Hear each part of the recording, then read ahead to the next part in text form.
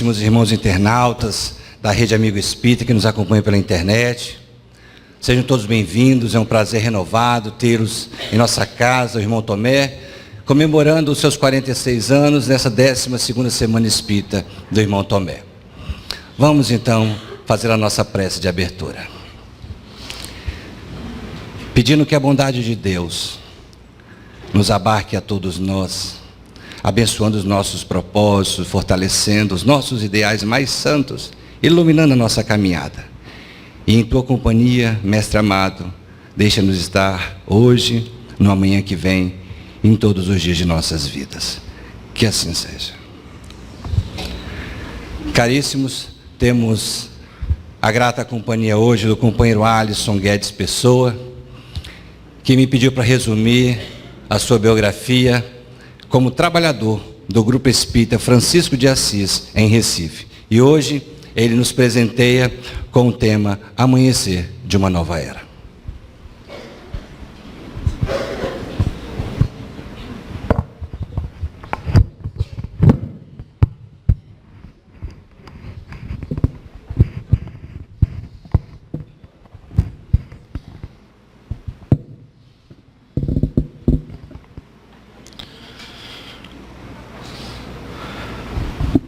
Votos cordiais de saúde e paz a todos, aos presentes, àqueles que nos acompanham pela internet, na Rede Amigo Espírita. Trago o abraço fraterno do Grupo Espírita Francisco de Assis, lá em Jaboatão, na Grande Recife, a todos que fazem, a todos que frequentam esta casa, bem como as casas do Movimento Espírita, aqui em Vitória. E mais uma vez é uma alegria e agradecemos o convite de retornarmos à Semana Espírita 12ª do irmão Tomé. Que possamos aproveitar estes momentos para relembrar as nossas responsabilidades perante a lei divina. Quando falamos de um despontar da nova era, iremos perceber que esta temática não se encontra unicamente no universo espírita. As tradições esotéricas, as tradições religiosas já falam dos fenômenos de transição, de períodos em períodos, de tal forma que este assunto sempre desperta em muitos de nós por conta das experiências pregressas que estão calcadas no inconsciente. Inúmeras atitudes e crendices, de tal forma que as pessoas às vezes se espantam diante de alguns fenômenos que surgem em todo o planeta, que nos apontam a chegada de um período de transição, que seria talvez trazido como a madrugada ante esta nova era que desponta. No entanto, a doutrina espírita, quando Jesus encontrava-se com os seus apóstolos na ceia pascual, falava a ele da vinda do Consolador, trazendo como característica aquele que iria relembrar as suas lições e ir além.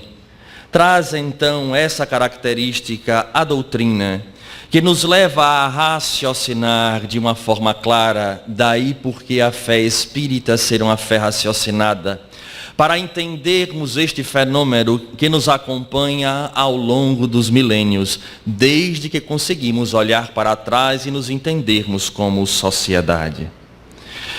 É importante, e assim todos nós sabemos o que o próprio Espírito nos fala em o Evangelho segundo o Espiritismo: Espíritas, amai-vos, eis o primeiro mandamento, instruí-vos, eis o segundo. No entanto, precisamos urgentemente compreender que a base jamais pode ser esquecida, porque lamentavelmente não são poucas as vezes que encontramos companheiros nossos da lide espírita que caminham com tanta voracidade em busca de um conhecimento, principalmente daqueles que são trazidos na atualidade, que esquecem de ter o fiel da balança, ou talvez a peneira do bom senso, no qual Allan Kardec nos trazia, mantendo a necessidade viva do estudo constante da codificação kardeciana. Não é da leitura, porque muitas vezes tomamos como uma pílula, mas é o estudo, a condição de refletir sobre as palavras dos Espíritos que Allan Kardec codifica e nos deixa como uma grande herança, apontando-nos o rumo do entendimento para, obviamente, entender e, uma vez entendendo, passarmos por estes fenômenos de transição da melhor forma. Portanto, iremos apelar para a construção deste raciocínio para entendermos o que significa este amanhecer de uma nova era. Não estamos à deriva nos mares da existência através dos processos da reencarnação. Na primeira parte do Livro dos Espíritos, numa pergunta profunda que Allan Kardec faz aos espíritos que tinham a responsabilidade de edificar o Consolador na Terra, ele pergunta sobre a realidade de Deus. E os espíritos respondem: é a inteligência suprema, causa primária ou primeira de todas as coisas. E dali ele segue e nos traz as características, os atributos desta divindade, que se nós parássemos para compreender em profundidade cada um daqueles itens que Allan Kardec nos traz, muitos dissabores nós iríamos evitar, principalmente os enganos que hoje se coloca através da divulgação irresponsável de alguns conceitos que não obedecem aos princípios kardecianos. Ser imutável seria o primeiro atributo, imaterial, único, todo-poderoso, soberanamente justo e bom. Já nos fala então da realidade deste Deus, que transcende a visão que antigamente se tinha naquele período em que Jesus chega à Terra, porque o próprio Mestre apresenta agora o Jesus dessa forma. Soberanamente justo e bom, que tem a cada um como um filho dileto do coração, proporcionando a este ser imortal que nós somos, os instrumentos e o equipamento necessário para em cada existência atingirmos a meta a que todos nós fomos projetados. De tal maneira que esta primeira ideia que nos traz sobre este período de transição e desta nova era que desponta, como se fosse um movimento aleatório da natureza, mas não existe este movimento aleatório, porque existe esta causa primeira, esta causa primária, que em seus atributos já traz a condição de ser imutável, de tal forma que a sua lei também é imutável. Mesmo que o homem queira muitas vezes modificar a realidade, a lei divina é imutável. E assim fica fácil, obviamente, porque todos nós somos espíritas. Já trazemos a tendência de crer neste Deus, mas a ciência de agora, em um dos seus braços filosóficos, também nos apontam a realidade da existência de não do Deus da teologia, mas um designer que desenhou o universo e que mantém através dessas leis a harmonia geral. Porque precisamos entender que a doutrina no seu tríplice aspecto fundamenta o conhecimento. Não é crer na figura de Deus simplesmente por crer. E nós trazemos, ou melhor, nós trouxemos daqueles itens que este ramo filosófico da ciência já nos apresenta inúmeros itens que levam à conclusão da existência de um designer. Trouxemos apenas um para que venha a nos auxiliar na construção do raciocínio desta nova era que não se encontra jogada à deriva. Certa feita, dois estudiosos, Fred Hoyle, que é um ex-diretor do Instituto de Astronomia de Cambridge, e um outro, Chanda Wickramasinghe, que também é professor de astrobiologia da Universidade de Cardiff e honorário da Universidade de Buckingham. Ambos ateus, afinal de contas, esse pessoal que gosta muito de astrofísica, de matemática, tem lá as suas dificuldades no primeiro momento, mas eles tiveram uma ideia genial. Todos nós sabemos que existe aquela teoria que fundamenta a formação dos seres vivos do planeta.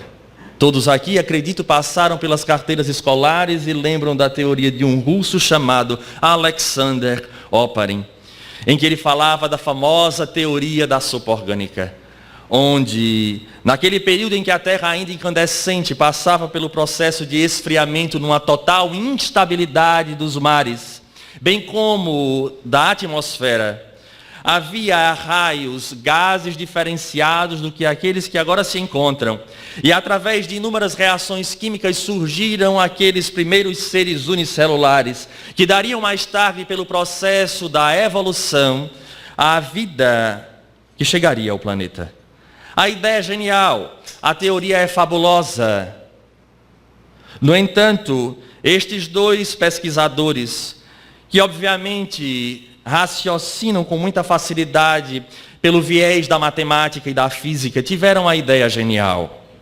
E eles pensaram o seguinte: é necessário que haja, para a manutenção da vida, a existência das proteínas essenciais, que são aquelas que, se nós não tivermos em nosso corpo, nós provavelmente sucumbiríamos ou a vida sequer surgiria. E eles tiveram uma ideia genial. Pegaram a teoria de Alexander Oparin, levando em consideração que todo o planeta Terra fosse uma grande sopa orgânica, aquela sopa de carne que nós fazemos às vezes quando a temperatura baixa. Lá no Nordeste, inclusive, gostam do tutanozinho do osso. Não sei se isso aqui acontece, mas por lá o pessoal gosta. E ali está repleto de proteína. E a ideia que eles tiveram foi simples. Se nós calcularmos a probabilidade destas 20 proteínas essenciais surgirem, e essa probabilidade nos mostrar que é algo plausível, obviamente não é necessário a figura de um criador que manipule as moléculas para que surjam essas proteínas que proporcionem a vida. Caso contrário, ficaremos agora, no mínimo, em dúvida. E eles então começaram a calcular, baseado neste contexto de que a Terra é uma grande sopa orgânica, para ver a probabilidade, a chance que teria de uma proteína surgir de forma aleatória. E aí veio a grande surpresa.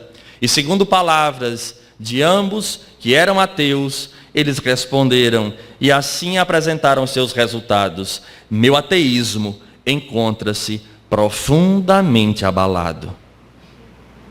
Porque eles acharam a probabilidade da vida, ou melhor, das proteínas essenciais para surgir a vida no planeta. E a probabilidade é uma chance em 10 elevado a 40 mil.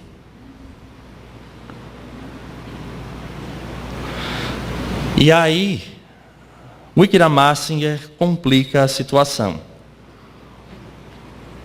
Diz ele: se não só a Terra, mas todo o universo fosse uma sopa orgânica, com esta probabilidade de acontecimento, continuaria tendendo ao infinito, de tal forma que nós chegamos à conclusão que não pode se formar proteínas essenciais para a vida de maneira aleatória.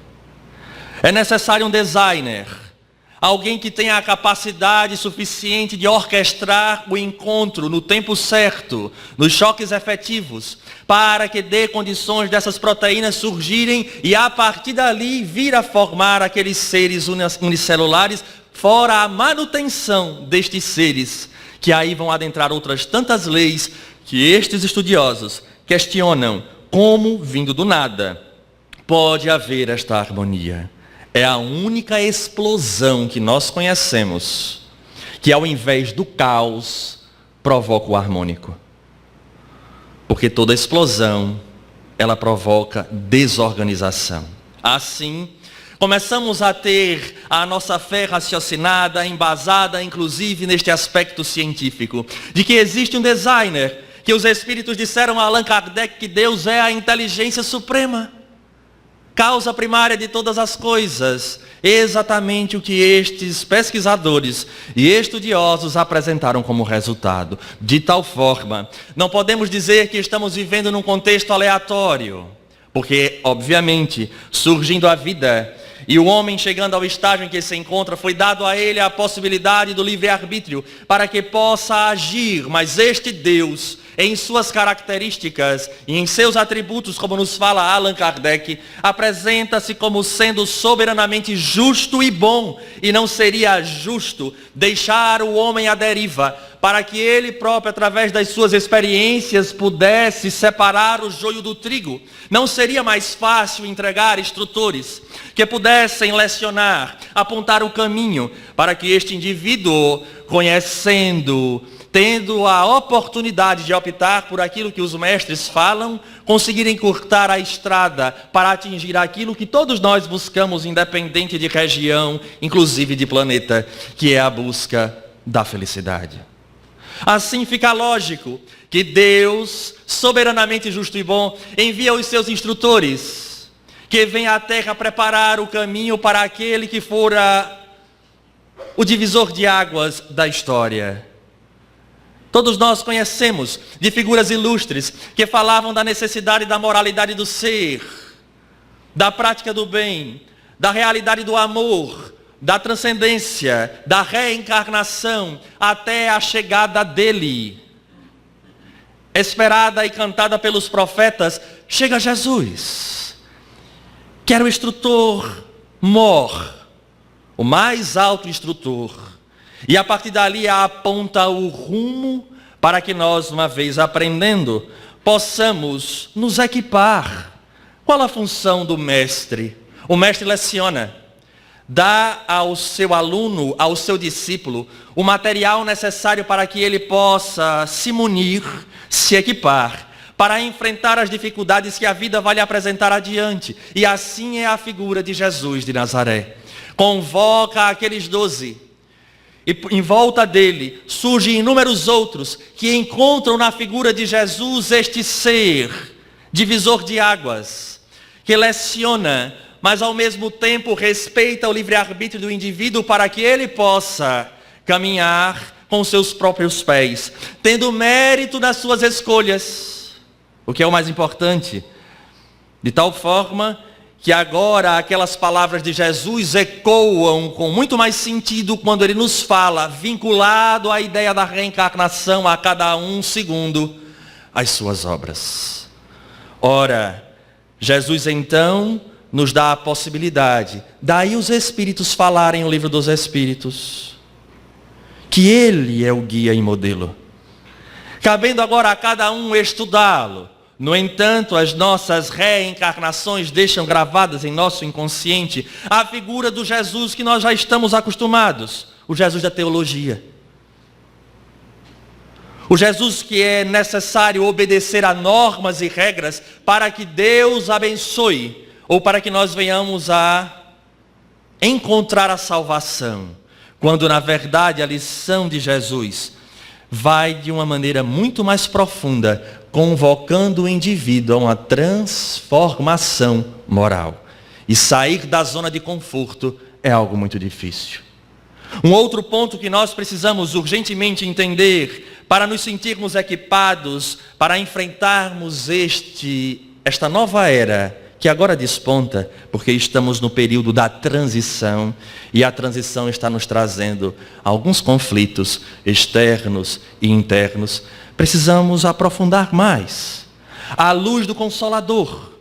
Porque o Consolador, quando nos fala, ele nos dá uma ideia fundamental. Que é engraçado que nós espíritas frequentemente repetimos, mas às vezes nos acovardamos diante de alguns fatos. Quem de nós aqui não conhece e sabe que em essência nós somos espíritos? Em essência, com experiências terrenas. Todo mundo aqui, inclusive nos dois planos. Então o discurso de Jesus, quando nós conhecemos a doutrina espírita, ela ganha um outro aspecto. Porque é um discurso que atinge os encarnados e os desencarnados. Vivemos entre dois mundos. Enquanto nós aqui estamos conversando, há uma gama de espíritos sem a matéria, de pessoas sem a matéria, que nós o classificamos como sendo espíritos. E nós, na mesma condição que estamos numa vestimenta, numa roupagem celular. Então a mensagem dele precisa ser entendida nessas duas realidades, porque estes dois mundos estão conectados. E aí fica agora mais fácil de entender a cada um segundo as suas obras, porque a doutrina espírita traz um outro fenômeno chamado de reencarnação. Porque a psicosfera do planeta, estas mudanças, são frutos daquilo do que nós fizermos neste planeta. Porque aquilo que nós plantamos, colheremos. Porque há a plantação individual, mas há uma plantação coletiva, porque nós somos um organismo coletivo. E assim respondemos pelo que nós estamos fazendo. Mas após a sua passagem, nós iremos perceber que nós fizemos das suas lições aquilo que desejávamos. Porque eu gosto muito de comparar com dois momentos do Evangelho, para fazermos uma leitura. Porque afinal de contas, a doutrina espírita diz: conhece-te a ti mesmo.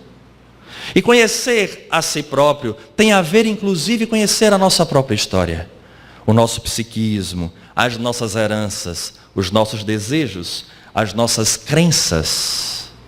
Porque nós somos movidos pelas nossas crenças.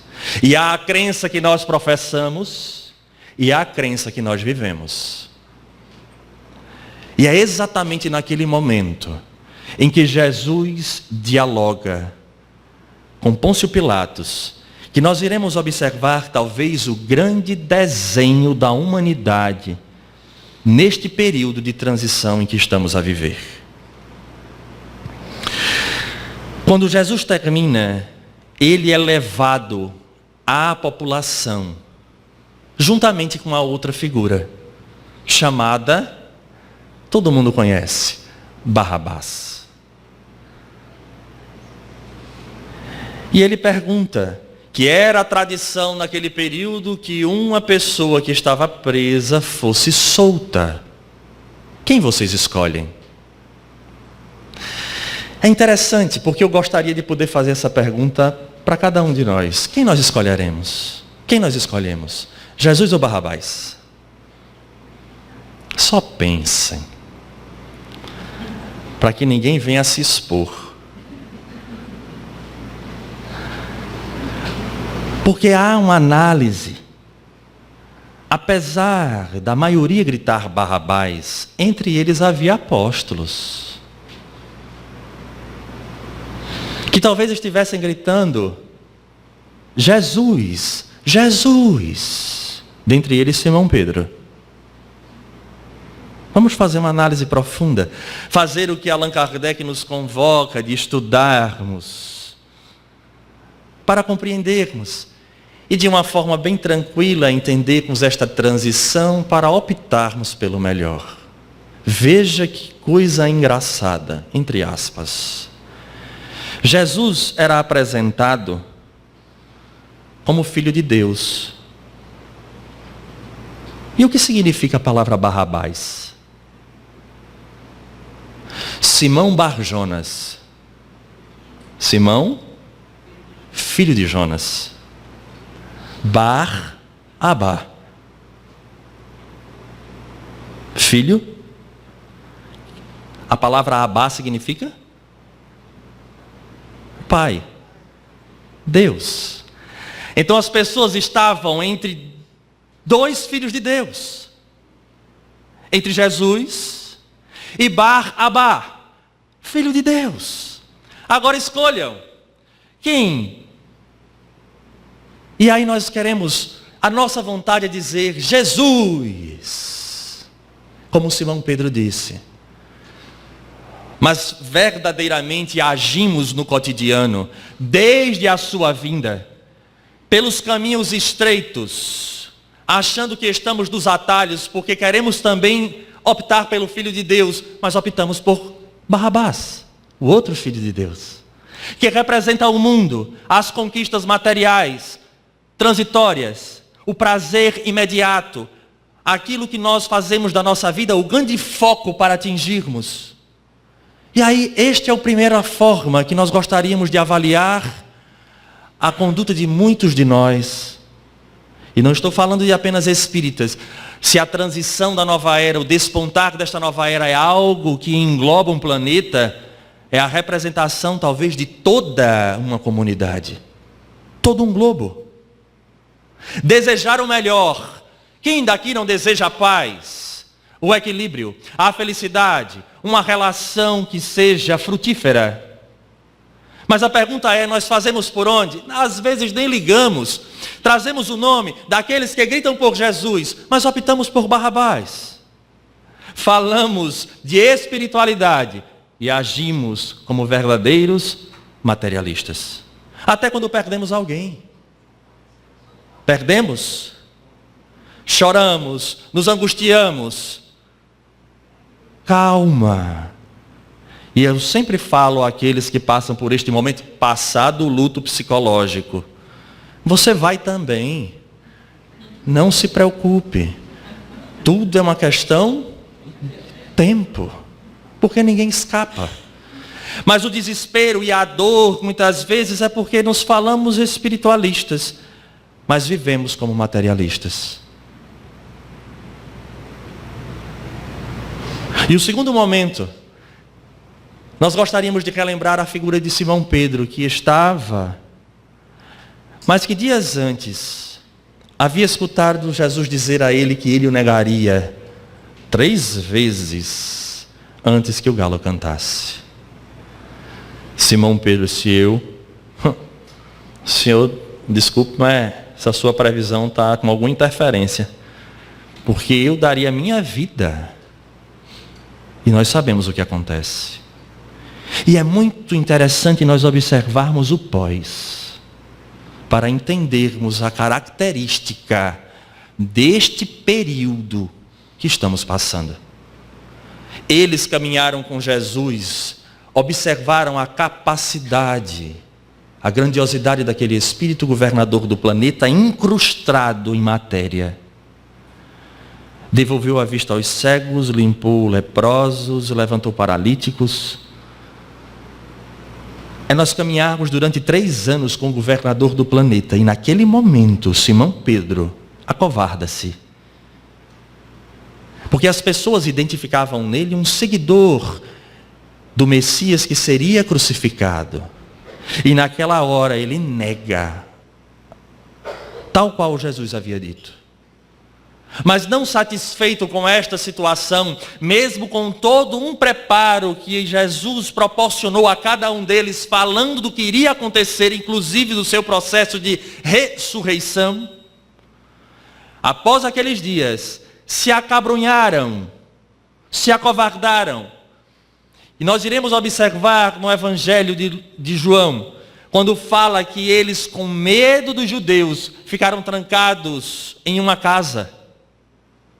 Eles que caminharam com Jesus, que ouviram as lições, que observaram os fenômenos que hoje nos encanta. Porque não existe fuga, não existe salto na lei.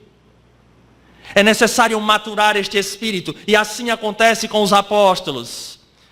Ele aparece a Maria de Magdala, depois aparece ao grupo, sem a figura de Tomé. Depois aparece ao grupo com a figura de Tomé. E Tomé ainda diz, eu quero tocar na chaga. A partir dali começam a ganhar força. Mas observemos se não, porque enquanto caminhavam com Jesus, era muito melhor estar com um irmão mais velho, que os protegia. Não era necessário trabalhar internamente. Não era necessário superar as próprias dificuldades. Afinal de contas, como imaturos que muitas vezes eram e que nós somos, é como se estivéssemos diante de um irmão mais velho, mas muito mais velho e mais forte do que aqueles que se apresentam como os nossos oponentes. Que nós chegamos lá, cutucamos o oponente vai, vou chamar meu irmão, viu? Eu vou chamar meu irmão. E é assim que eles agiam, até o momento em que Jesus partiu e eles se sentiram a sós. E a beleza da lição está aí, porque não há concessões na lei. Eles tiveram que lembrar as lições, entender a mensagem, modificar a paisagem interior através de suor, de lágrima, de trabalho. E não são poucos os relatos que nós temos em que eles, aos prantos, oravam a Jesus pedindo auxílio.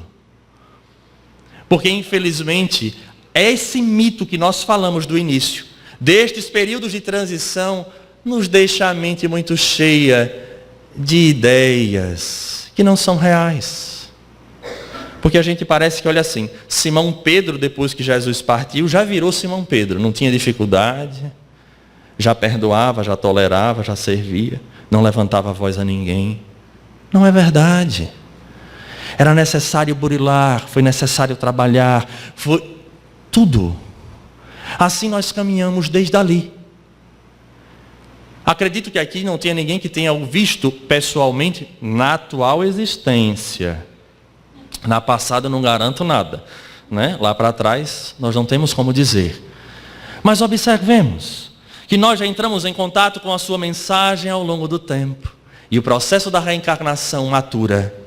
Mas, Alisson, é chegada o período da transição. E Allan Kardec, sabendo, porque isso faz parte das tradições religiosas de todos os tempos, como falávamos, Allan Kardec questiona os espíritos sobre o processo do progresso espiritual, do progresso da Terra, do progresso das sociedades. E ele se nos apresenta a questão 783. Segue sempre marcha progressiva e lenta o aperfeiçoamento da humanidade? Olha que pergunta inteligente.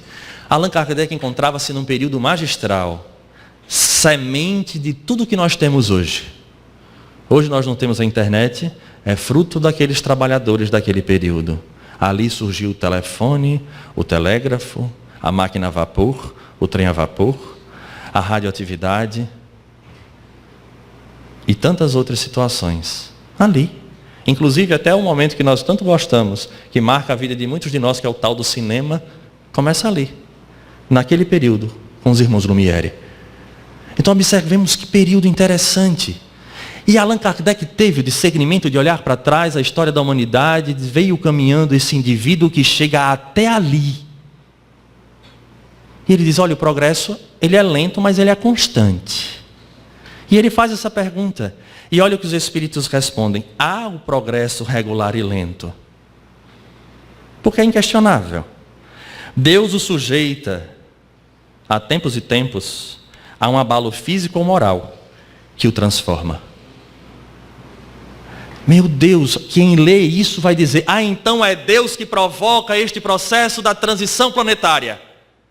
Olha aí, os espíritos disseram, Deus faz com que de tempos em tempos ele abale o homem, para que possa transformá-lo. Não, Deus é soberanamente justo e bom, mas suas leis são imutáveis. O indivíduo então planta ao longo do tempo.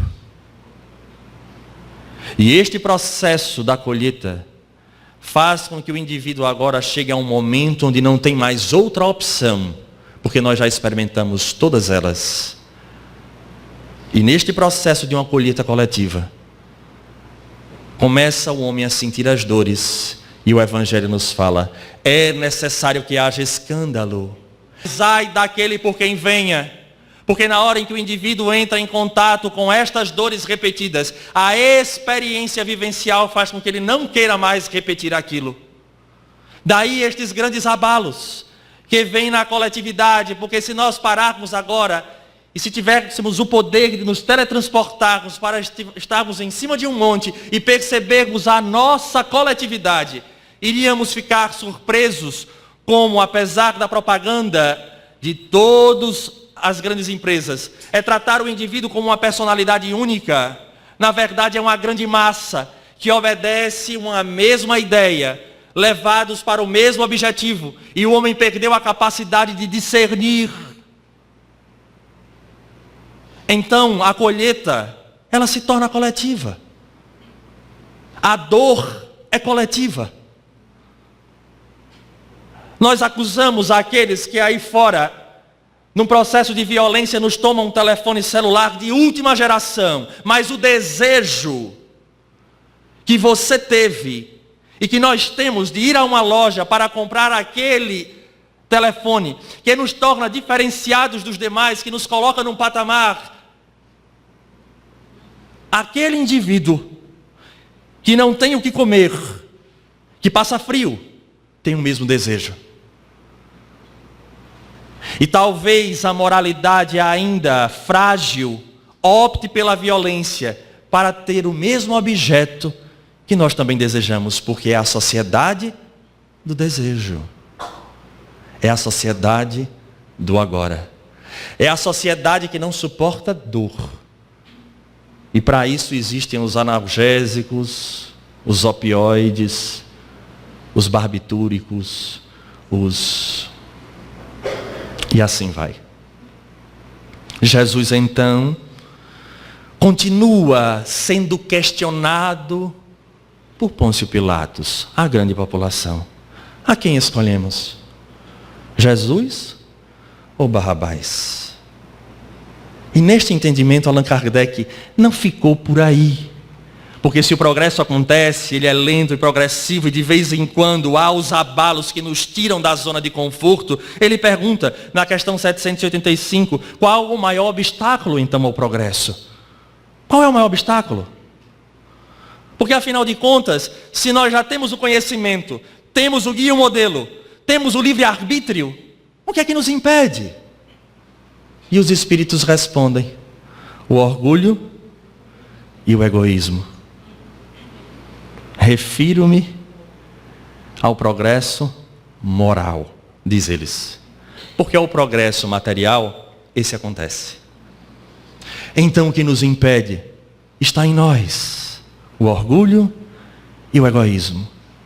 E neste desenho que nós estamos falando, a doutrina espírita chega a seu turno, relembrando as palavras de Jesus, convocando os indivíduos a sair desta zona de conforto para viver a crença vazia de outros tempos. Ah, porque eu acredito em Jesus. Eu acredito na reencarnação. Até uma doença chegar. Porque depois que chega, Senhor, o que foi que houve? Eu vou para o irmão Tomé, vou para o irmão Maurício, vou para os irmãos todinho. E é isso que eu recebo, é a nossa antiga prática da troca. E aí chegamos a um momento do abalo, para que esse abalo venha a mexer e comecemos a enxergar de forma diferente. E aí vem a melhor parte. Os espíritos, porque a doutrina espírita, gostaria de lembrar a todos, os internautas, os que estão presentes, a doutrina é dos espíritos, não dos homens.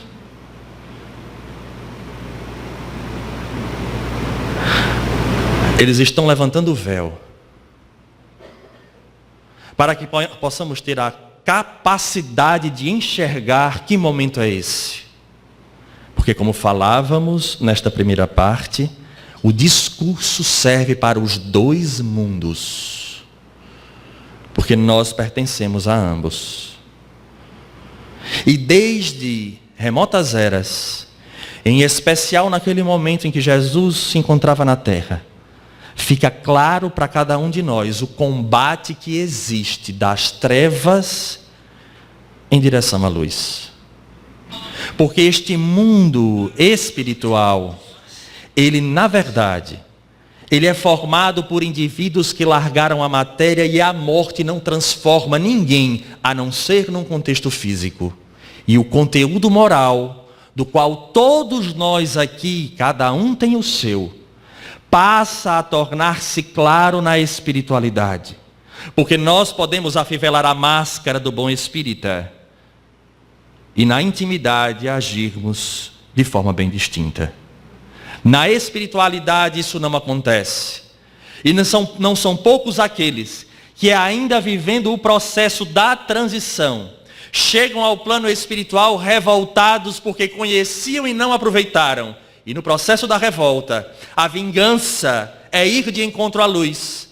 é insuflar antigos companheiros, para que venha também a cair, porque é aquela ideia do egoísmo que os espíritos responderam a Allan Kardec: já que eu não consegui, já que eu não sou feliz, já que eu sofri na mão destes que falam em nome de Jesus, agora eu volto com toda a força para fazer com que estes também caiam, em nome de tudo aquilo que eu estou sofrendo ou que eu sofri outrora. E os espíritos responsáveis pelo movimento começam a levantar o véu e nos trazer obras adjuntas que nos levam a entender um momento importantíssimo, ao mesmo tempo urgente, que estamos vivenciando. E aí me permitam aos amigos que talvez não sejam espíritas, mas simpatizantes, mas falando agora mais diretamente aos espíritas, iremos observar que obras chegam, e em especial esta que nos convocaram a falar, que é o amanhecer de uma nova era, que faz parte de uma trilogia que inicia com a transição planetária, é secundada pelo amanhecer de uma nova era e fim da trilogia com um livro chamado Perturbações Espirituais. E parece que os espíritas, esquecendo da necessidade de estudar, estão sendo levados de roldão, fazendo valer as palavras do sermão profético, quando Jesus dizia que até mesmo os escolhidos teriam grande chance de serem levados. Está lá em Mateus 24. E eles começam a falar. O Espírito Manuel Filomeno de Miranda vem nos mostrar esta realidade destes espíritos que estão atacando com toda a força e a decodificar o mecanismo de ação, porque a problemática da transição, senhores, tenhamos olhos de ver e ouvidos de ouvir. São problemas externos e muitos problemas internos. O fenômeno nos exige extremo cuidado. Jesus dizia: vigilância e oração. E neste momento, segundo nos fala o Sermão do Monte, aqueles que permanecerem fiéis, serão salvos. Mas a gente sabe que o salvo, num contexto espírita, é bem diferente. Que talvez não seja atingido por essas realidades trazidas e que obviamente fica fácil nós entendermos.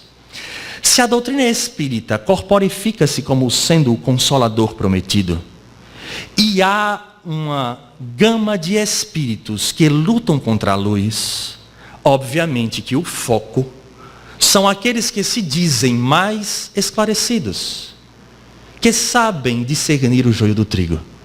E Manuel Filomeno, neste livro, vem nos mostrar esse mecanismo, que aí vem de maneira extraordinária a deixar claro que o mecanismo não é mais o que se fazia. Agora os problemas surgem de dentro do movimento. Os problemas internos, as dificuldades. E aí nós falamos espíritas, dizemos assim: é verdadeiramente o amanhecer de uma nova era, quase de forma poética. Mas se nós observarmos a construção que tentamos fazer até agora, esse processo é feito pela realidade do somatório das nossas experiências e escolhas. Não haverá nova era enquanto nós não fizermos aquilo que nos compete. O filtro utilizado pela espiritualidade é exatamente aquilo que eles vêm falando, destes desencarnes em massa, porque muitos de nós estamos tendo as últimas oportunidades nesta terra. Porque fica fácil entender, se ela muda de padrão vibratório, e é exatamente esta a peneira, porque quanto mais desencarna, vai ficando aqui e reencarnando os bons. Então a tendência aqui dentro do período, esse padrão vibratório vai mudando. E aqueles que não atingiram o padrão vibratório da Terra regenerada não voltam. O que estamos querendo dizer com isso? é que é necessário urgentemente a mudança da paisagem interior. Fora disso, nós não atingiremos este patamar. E quando eu digo nós, somos nós indivíduos, porque o mecanismo divino fará isso. Irá separar o joio do trigo, e só volta para cá quem atingiu esse nível vibratório de permanecer numa terra que caminha para a regeneração. No entanto, neste período específico, nós estamos sofrendo ataques dos mais diversos, que surgem dentro do seio do movimento espírita. Dentro do seio do movimento espírita. E eu peço licença aos senhores. Os senhores sabem que eu não tenho muito hábito de leitura em palestra. Porque diz, meu Deus, como é que ele faz palestra se ele não lê? São os espíritos ajudando? Esquece isso. A gente estuda aqui um bocado. Mas eu gostaria de trazer um trecho do livro, desta obra cujo tema é o amanhecer de uma nova era. E aí eu peço licença para fazer alguns comentários diante do que esse espírito Manuel Filomeno de Miranda traz, porque nós estamos percebendo as vozes dos céus para despertar, chacoalhar o espírita, para que ele não venha a contribuir, dizendo-se, optando por Jesus, mas optando por Barrabás, na verdade. Vejamos o que Manuel Filomeno de Miranda nos fala. O espiritismo, por sua vez, vem sendo sacudido por tormentos internos do movimento, gerando dissensões, filhas diletas da presunção. O próprio Manuel Filomeno, nesta obra, afirma que estamos passando, por nossa vez, este processo de tormento interno, chegando-se ao ponto de contestar as bases da codificação.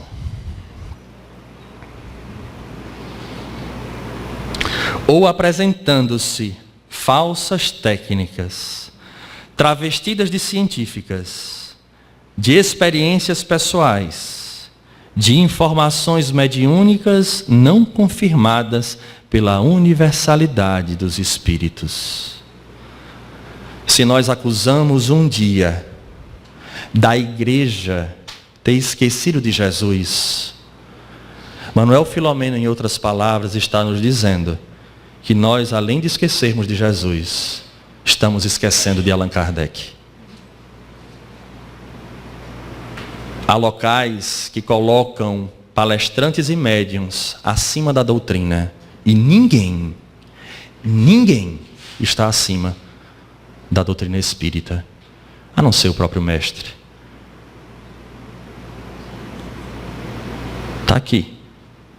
Experiências pessoais ou conflitos pessoais que trazem dentro de si e esquecem de estudar a doutrina para levar adiante aquilo que ela fala e não simplesmente para justificar os desequilíbrios, as tendências e outros tantos problemas.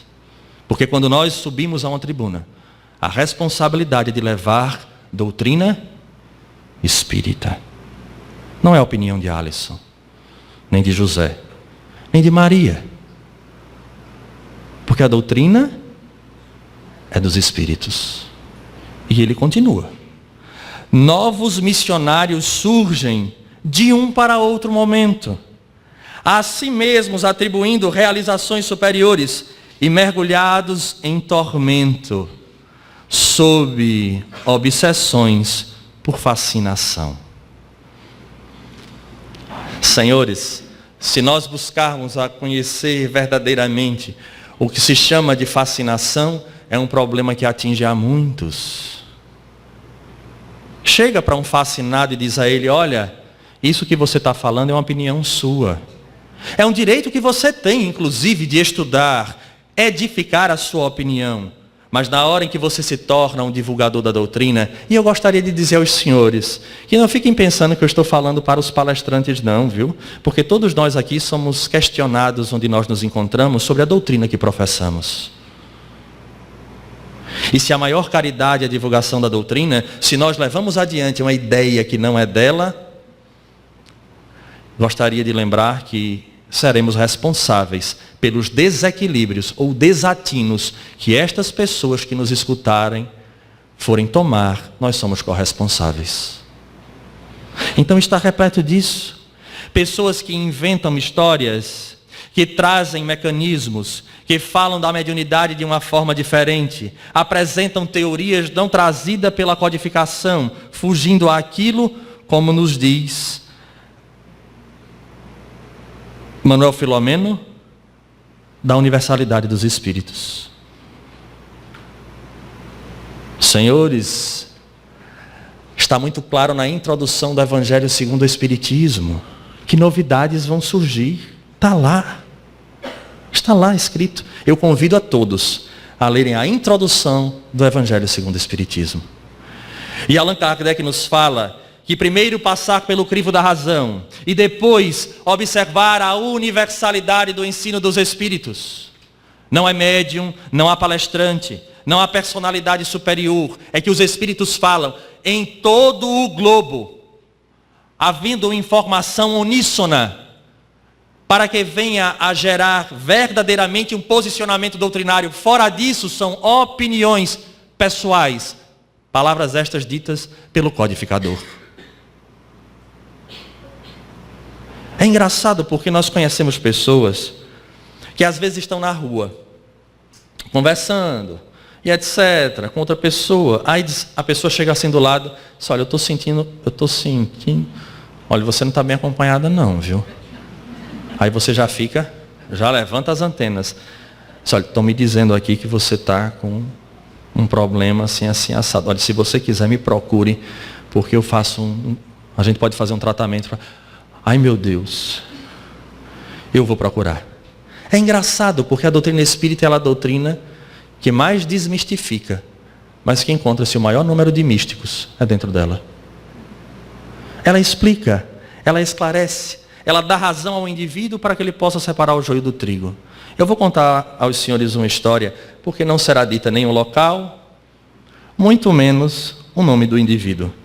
Estava eu certa feita fazendo uma palestra em determinada instituição, e um amigo, após o término, nos solicita uma conversa.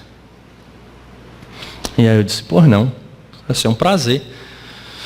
E ele diz, Alisson, é o seguinte, eu estou com um pequeno problema.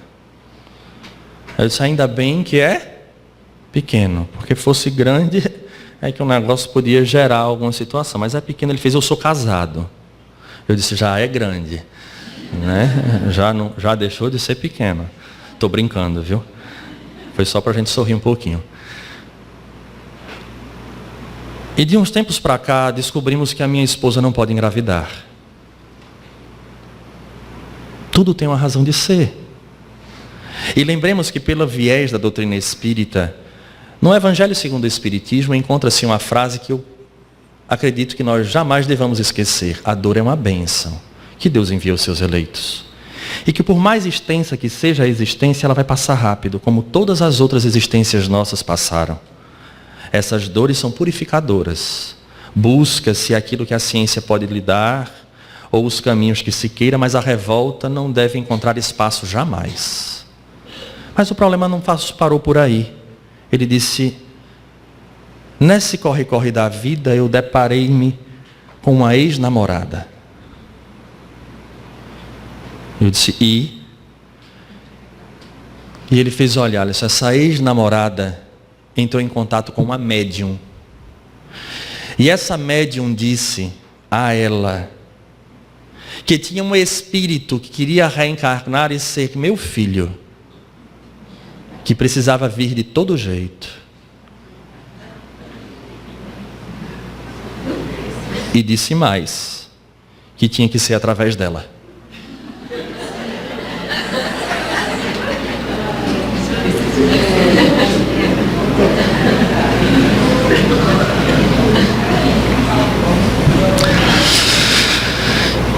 E o que é que eu faço? Eu disse, o que é que você faz? Nada. Vai viver sua vida com sua mulher. Mas Alisson, você tem certeza disso? Eu vi a médium falando. Eu vi o espírito apelando. Porque queria voltar. Eu disse, meu irmão, veja. se este espírito tiver que voltar à terra para ser o seu filho, ele vai bater em seus braços. Porque existe um Deus que é soberanamente justo e bom, que consegue orquestrar as moléculas para que surja a vida na terra, que de uma explosão forma harmonia, que dirá fazer com que um espírito reencarne e chegue aos seus braços. Para ele, isso não é nada. Não caia nessa besteira. Não faça isso. Porque a divindade jamais levaria um indivíduo a ser feliz em cima da infelicidade de ninguém. Porque o espírita consciente sabe que a vida na terra é transitória e rápida. E só o amor constrói, fazendo com que se supere as dificuldades. Porque se ele está tendo dificuldade de chegar até você, também tem uma razão de ser. Não faça isso. Você tem certeza se eu rasgo o evangelho, se eu estiver errado? Eu sei que é engraçada a história, mas lamentavelmente, tempos depois eu soube que ele terminou com uma esposa e seguiu a ideia da médium. Igual a este, tem inúmeros. Não estamos aqui fazendo juízo de mérito quanto à ação dele, mas estamos fazendo aqui um alerta para que verdades não nos cheguem, inclusive através de palestrantes, às vezes, que não estão coerentes com a proposta da doutrina. E que a beleza da doutrina espírita é possibilitar a cada um de nós, porque não existe clero, não existe impedimento para o espírita, pelo contrário, há uma palavra de estímulo do codificador em dizer: passe pelo crivo da razão, examine, estude, aprofunde. Mas lamentavelmente este processo de fascinação, trazido em outro livro de Manuel Filomeno chamado Mediunidade, Desafios e Bênçãos, em um determinado capítulo ele fala do processo da fascinação coletiva que nós estamos vivendo às vezes dentro do movimento espírita. Porque agora tem palestrantes que dizem o que nós queremos ouvir, porque nos mantém numa zona chamada zona de conforto. E eu faço um desafio a qualquer um que aqui se encontre, porque este eu me faço todo dia, de buscar uma figura, qualquer que seja, dentro do movimento crístico, de todos os períodos da humanidade, que conseguiu se manter numa zona de conforto, achando que as suas dificuldades estavam justificadas por conta de um passado e não tinham a força para superá-las. Uma só. A proposta de Jesus é da reeducação, de conhecer a si, e a partir do momento em que percebe e entende este fenômeno chamado reencarnação, encontra no corpo o equipamento necessário para a sua evolução. Modificar. Então Deus errou.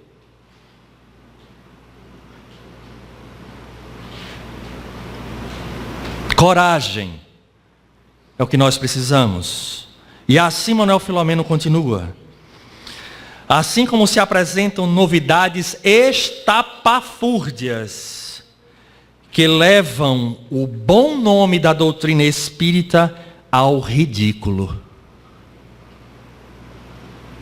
pela maneira como são expostas as teses infelizes, nascidas na vaidade daqueles que são médiuns ou não. Teses estapafúrdias. Este é o momento que nós estamos vivendo. Torna-se imprescindível, veja a palavra de Manuel Filomeno, torna-se imprescindível o retorno às fontes evangélicas. Não nos solicita profundos estudos de física quântica, respeitável àqueles que se entregam ao estudo, a qualquer nível que seja, em qualquer assunto. Mas ele nos pede voltar, retornar às fontes, à base,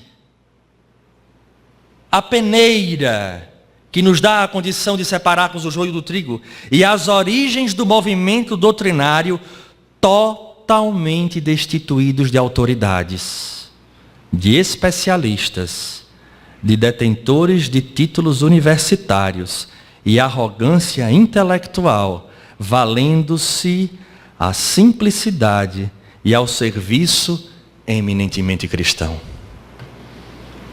Nos solicita Manuel Filomeno. Porque hoje nós observamos que agora quem fala é o doutor, mestre, especialista, mega power, estudioso. Engraçado. Eu não sou de comentar assuntos espirituais no sentido mediúnico, mas me deu vontade de partilhar com vocês o que um dia eu ouvi de um espírito que nos ajudava. Fomos a uma casa em um outro estado que não Pernambuco, e a moça disse: seu currículo, por favor. Eu disse: meu currículo? Não trouxe não. Ela fez: não, o senhor é formado em quê? Eu disse: olha, isso não é importante. Para falar, isso não é importante, mas é obrigatório aqui na nossa casa. Aí eu disse: e agora? Né? A palavra foi essa. Mas é obrigatório aqui na nossa casa. Um amigo que estava próximo, que nos auxilia muito nas nossas tarefas, disse assim: diga a ela que você é ajudante de carpinteiro.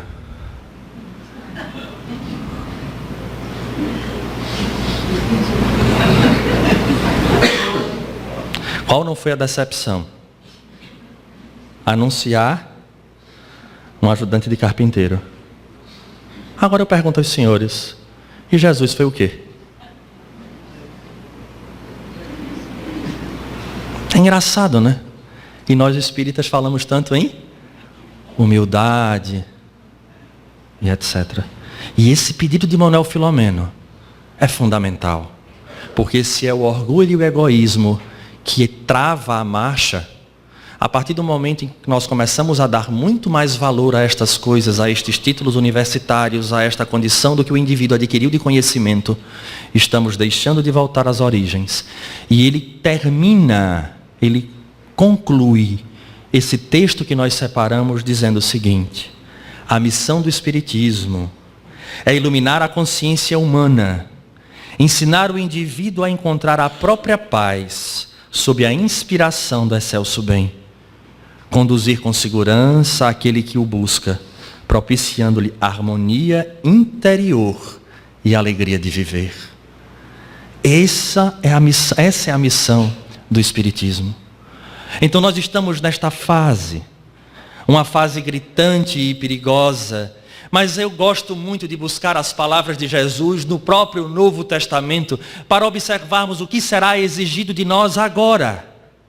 Porque estes espíritos estão aí, buscando em cada um de nós as nossas mazelas. No nosso momento de tristeza, insufla o pensamento para que nós venhamos a afundar cada vez mais. No nosso momento de desespero, ao invés de pararmos para agir, eles simplesmente nos solicitam a reação, para que venhamos a sermos penalizados, tanto quanto eles se penalizaram pelas próprias escolhas. Utilizam-nos para levar adiante conceitos equivocados, para que outros possam também sofrer pela nossa invigilância, fazendo com que aquele caia e que nós venhamos a responder também por termos impulsionados estes a esse tipo de conduta que muito mais entristece do que liberta.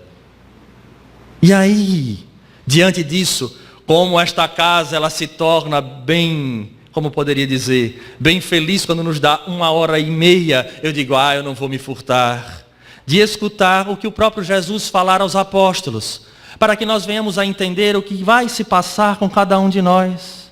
Porque se ele canta o sermão profético, quando ele chama os apóstolos também, está aqui no Evangelho de Mateus, no capítulo 10, ele começa a dar diretrizes. E seria interessante nós entendermos estas diretrizes, porque já estamos tão cheios de determinados conhecimentos, que muitas vezes nem sempre são aqueles que deveriam, porque frequentemente nós buscamos aquilo que não nos choca, aquilo que não nos coloca saindo da zona de conforto. E aí peço licença para escutarmos um pouquinho o próprio Jesus quando dizia: eu vos envio como ovelhas entre lobos. Por isso, sede prudentes como as serpentes e simples como as pombas. Olha a palavra. Para nós espíritas, neste momento de transição, não há palavra mais criteriosa do que essa. Porque eu escuto muitos amigos dizendo, não, Alisson, porque agora tem uma técnica nova, que o pessoal agora pega o espírito, puxa o espírito, tranca o espírito, olha, pensa que é uma beleza, funciona. Eu disse, é mesmo? É. Muito mais do que uma reunião mediúnica normal. E você já foi para uma reunião mediúnica normal, séria, de espíritos encarnados que verdadeiramente se encontram afinizados com os espíritos que coordenam o trabalho? Não, mas eu já frequentei, mas eu quero ver ainda assim, porque eu quero experimentar. Nós estamos num processo desse na vida. Tudo agora é experimentação. E esquecemos do que Paulo diz a Timóteo: foge das paixões da mocidade. Foge. Ele não diz, experimenta. Se você não gostar, você vai embora. Ele diz foge. Sabe por que ele diz foge? Porque como nós somos espíritas e somos profundos conhecedores e temos a base muito bem estruturada em nossa mente, nós sabemos que temos vidas passadas. Alguém poderia dizer com convicção sobre as suas experiências anteriores? Onde caíram? Em que se equivocaram? Por que desencarnaram? Não. E aí Paulo de Tarso diz isso, num conhecimento profundo da psicologia, para que não haja um negócio chamado gatilho. Quem já teve a oportunidade de conhecer alguém que faz parte de alcoólatras anônimos, eles têm um ditadozinho que eles dizem assim: evite o primeiro gole, ou o primeiro copo. Mas por que isso? Porque a explicação deles, existe uma sementinha, e quando você toma, você rega a semente, e aquele copo se transforma num segundo, e o segundo no terceiro, depois numa garrafa, depois de uma garrafa na outra, e assim sucessivamente. É a lógica. Paulo diz a Timóteo: foge das paixões da mocidade. Sede prudentes como as serpentes, disse Jesus. Porque talvez aquela experiência seja um traço de uma experiência pregressa sua. E na hora em que você experimenta, encontra-se agora novamente atado por uma questão de lei de causa e efeito e do magnetismo que nós temos diante daquela situação. E repetimos o equívoco. E caímos de novo. Por isso ele diz: sede prudentes e mansos, como a pomba. Não é necessário brigar, não é necessário criar o conflito. Mas o ser que é consciente, que já consegue perceber o apelo da espiritualidade, que tenta nos mostrar de todas as formas o que está se passando, faz com que esse não precise da violência. Simplesmente ele opta pelo que é melhor para si, porque a regra máxima, onde se encontra contida a lei e os profetas, nos diz: amar a Deus e ao próximo como se ama a si.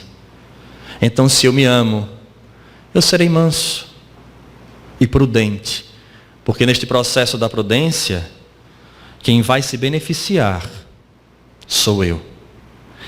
E a gente pode, como nós falávamos anteriormente, extrapolar o conhecimento para a realidade dos espíritos que nos acompanham.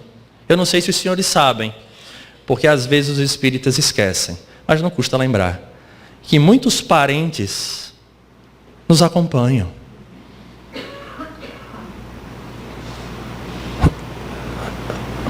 Podem acreditar, muitos nos acompanham. O que seria para uma mãe ver um filho optar por algo equivocado? Nós estamos envoltos numa nuvem de espíritos, testemunhas, como fala Paulo de Tarso. Agora, verdadeiramente, quando a gente age, a gente lembra disso. Eu mesmo confesso aos senhores que só vou lembrar 2 dias depois. Meu Deus, tinha espírito. Agora já era. Mas é verdade. Então esta prudência é válida inclusive para os espíritos. Porque há um grupo de pessoas que estão atrás, na retaguarda, torcendo por cada um de nós. E aí eu gostaria de ir além. Quando nós nos equivocamos com alguém, ferimos alguém, magoamos alguém, lesamos alguém, em qualquer nível que for, essa pessoa também tem espíritos amigos, de diversos níveis. E nesse momento, nós angariamos para nós uma coisa chamada obsessão. Porque não agimos com prudência. E esquecemos que estes dois mundos se interrelacionam. Veja como é profunda a mensagem de Jesus. Veja como é profundo o que a doutrina espírita nos traz. Porque não é o olhar terra a terra. Aqui aparentes amigos. E às vezes nós agimos de forma imprudente. E Jesus continua: acautelai-vos, porém, dos homens, porque vos farão comparecer nos seus tribunais e vos açoitarão nas suas sinagogas. Sereis até conduzidos à presença de governadores e de reis por minha causa, para lhes servir de testemunho a eles e aos gentios. E talvez a nossa experiência de religiosa transata seja aquela: ai meu Deus, ele está falando, eu tenho que dizer, olha, eu acredito em Jesus, viu? Não, Jesus não está dizendo isso não. É o grande desafio que nós vivemos hoje. Que seja o seu sim, sim, não, não. E aí eu tive a oportunidade, há poucos meses atrás, de estar aqui, e eu dizia, é você ser estimulado. Já que eu vou rapidinho no banco, eu paro na fila, ou melhor, eu paro no estacionamento daquela pessoa que é para o deficiente físico. Porque é tão rápido, não custa nada eu parar e ir lá.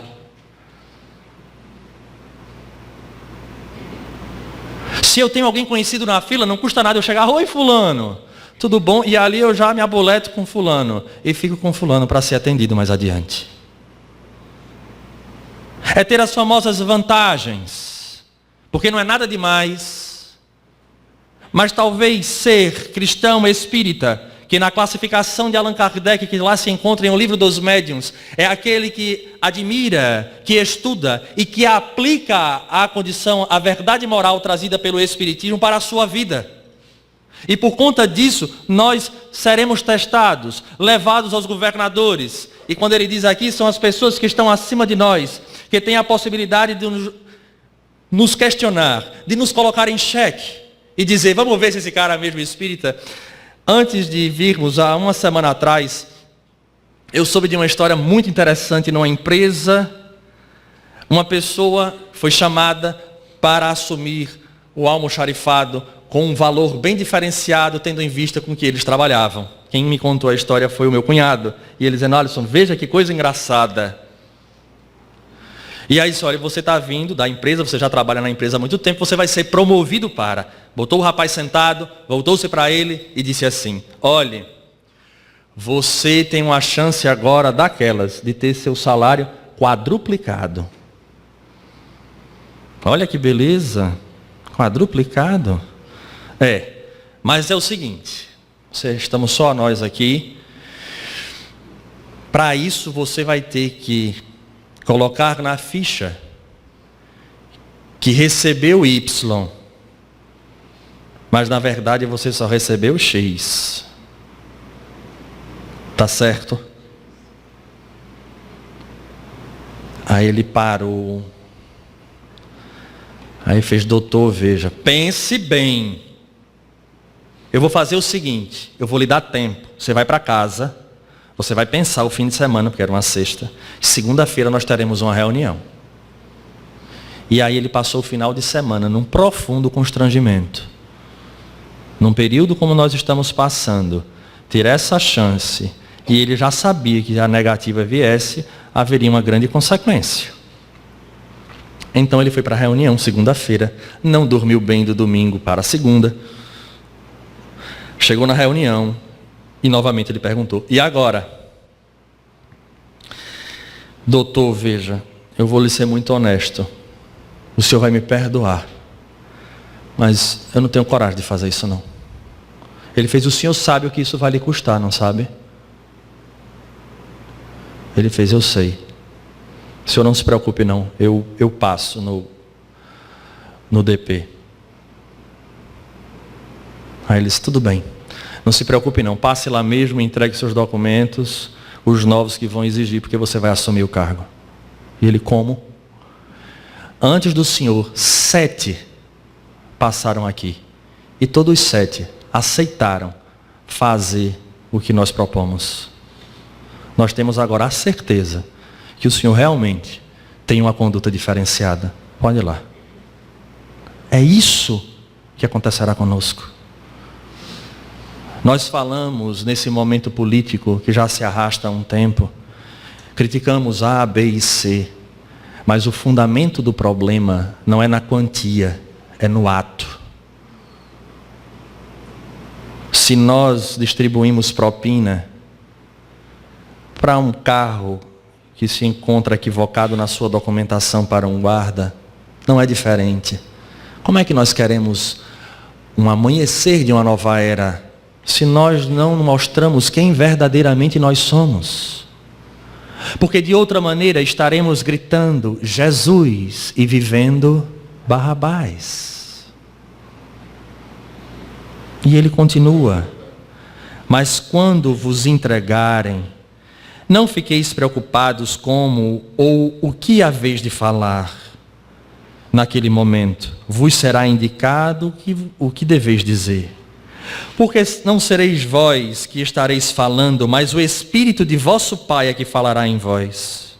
Um irmão entregará à morte outro irmão, e o pai ao filho, e os filhos se levantarão contra os pais e os matarão. Portanto, não os temais. Nada há encoberto que não venha a ser revelado, nem escondido que venha a ser conhecido. Não temais os que matam o corpo e não podem matar a alma. Temei antes aqueles que podem fazer perecer no inferno a alma e o corpo. Observemos a profundidade das palavras de Jesus, que direcionamento aos seus apóstolos, a cada um de nós, apóstolos da nova era. Tudo isso aqui é válido. Não devemos temer o que está se passando, porque ou nós confiamos na figura daquele Deus que falávamos da estruturação do universo e da vida na terra, ou estamos perdendo o nosso tempo de estarmos aqui. E o pior, na medida em que formos angariando o conhecimento, a responsabilidade sobre os nossos ombros será muito maior, a tal ponto que o nobre espírito Manuel Filomeno de Miranda, em uma obra anterior, nos fala dos tormentos da obsessão, de espíritos espíritas que chegam na espiritualidade completamente enlouquecidos pelo sofrimento que tiveram pós-desencarne. Porque achavam que o fato de reter o conhecimento, de saber que aquilo ali era a verdade, lhe dava a chancela de passar para o plano espiritual de forma feliz e cantante, que haveria um fundo dentro do próprio túmulo, que enquanto era fechado de cima, abria-se o de baixo e ele agora saía feliz. Colocaram e criaram hospitais psiquiátricos para receber estes espíritas. Por que será? Por que será que a própria divindade permite que os espíritos venham clamando através destas orientações? Para que nós possamos buscar o norte verdadeiro, para fugirmos desta atitude milenar de crermos, apenas crermos, e de nada vivermos.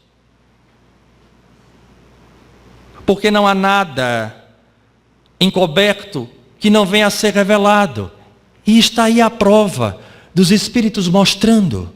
E isso tem a ver com situações de nós, da nossa vida.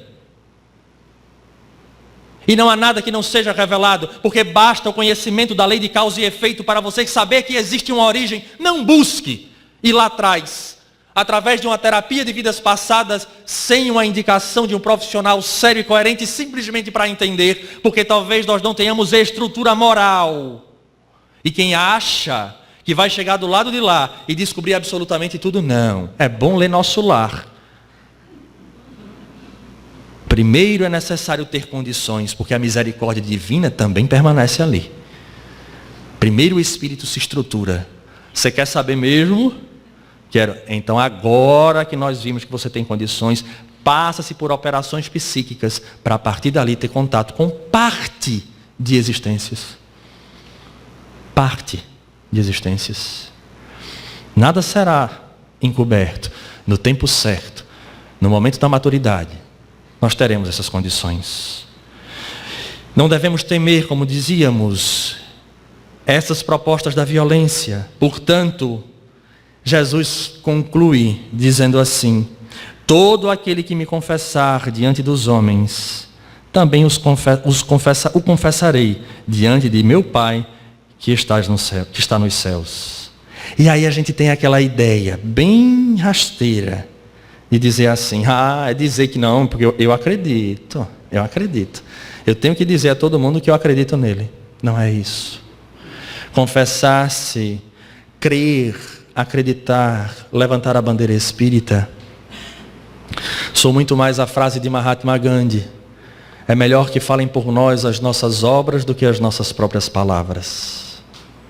Neste momento de transição, em que os espíritos das sombras, que nada mais são do que irmãos nossos, desviados do caminho do amor, diante do sofrimento que tiverem e da incompreensão, somos todos testados cotidianamente, verdadeiramente trazendo a responsabilidade de nos assumirmos como verdadeiros espíritas. Não adianta a nossa crença vazia da reencarnação, quando aquele ser, ou da vida após a morte, quando aquele ser parte, e as pessoas que nos cercam olham para nós, nos solicitando uma atitude coerente com aquilo que nós falamos. É necessário conhecer a doutrina espírita, aprofundar o seu entendimento, decodificar as suas consequências, para não nos tornarmos marionetes na mão desses espíritos. Tendo a voz firme, o posicionamento coerente, diante do conhecimento da doutrina espírita que encontra-se disponível a qualquer um de nós. Ter a possibilidade de escutar um palestrante nos impulsiona, nos facilita o entendimento, mas deve sempre passar aquele conteúdo pelo crivo da razão, buscando o bom senso, a universalidade dos espíritos, lembrando que este fiel encontra-se na figura de Jesus e na codificação kardeciana. Muitos de nós estamos em situações perigosas quando nos colocamos como pessoas que estamos abertos às novidades, como se assim fosse este o papel de uma doutrina que tem apenas 160 anos. O Evangelho faz 2000, jamais de 2000 anos. E nós ainda não conhecemos na profundidade tal que conseguimos eleger verdadeiramente para a nossa vida. Colocamos as nossas máscaras, falamos sobre 1000 situações, mas a vida aí fora há de exigir de cada um de nós a prova. Daí estes espíritos que por ora nos perturbam e nos testam, serão verdadeiros amigos nossos se nós tivermos olhos de ver e ouvidos de ouvir, porque cada processo obsessivo é um irmão inferior dizendo a nós: ainda não melhorastes neste ponto. Se nós entendermos esta mensagem, compreendermos que a doutrina espírita é uma doutrina de reeducação da alma, verdadeiramente despontará, pelo menos para a individualidade que nós somos, o amanhecer de uma nova era. Porque todos aqueles que mesmo diante das suas dores optaram por Jesus, tiveram a coragem de colocar a cruz sobre os ombros, como ele próprio dizia, e segui-lo, traziam uma paz interior, que mesmo quando o mundo apresentava-se em profundo conflito, tinha ele a certeza plena de que existia uma inteligência suprema, de que aquilo era necessário para o seu desenvolvimento. E que por conta disso cantava ele hosanas às alturas, pela oportunidade de estar sendo testado, porque superando aquele limite, iria receber as consequências da atitude feliz de ter optado pelo Cristo. Nós, espíritas, somos considerados os apóstolos da nova era, E o Espírito Verdade nos diz: ide e pregai. Mas muito mais do que nossas palavras, que nossas ações despertem a curiosidade daqueles que nos cercam, tanto quanto os cristãos primitivos, quando naquelas noites de catacumba, para relembrar a figura do Mestre, eram pegos pelas legiões romanas e levadas aos circos para a alegria daqueles ignorantes ainda das sensações. Tornavam-se todos curiosos por observarem aquele grupo de pessoas que adentravam aos circos para enfrentar os leões, cantando hosanas pela figura do Mestre, pelo retorno à pátria espiritual. E ali eles questionavam: que mensagem é esta? Quem fora este carpinteiro que proporciona a cada um deles coragem tal de enfrentar a morte, tendo a certeza que irão se deparar com a vida? Hoje, o nosso sacrifício é o sacrifício de vivermos a moralidade. Os leões não serão mais os africanos, mas aqueles que ainda não compreendem que a lei de amor é a lei que deve ser vivida e que a caridade deve ser o instrumento que todos nós devemos usar para levantarmos a bandeira e que todos possam reconhecer nela a inscrição de Ismael: Deus, Cristo e caridade. Que todos nós que aqui estamos tenhamos a coragem de, neste momento de transição, fazermos surgir um amanhecer de uma nova era. Primeiro, para nós, diante das escolhas, e por tabela, irá iluminar a vida daqueles que nos cercam. Que tenhamos a coragem de sermos fiéis a Cristo e a Kardec. A todos, um grande abraço, votos sinceros de saúde e paz.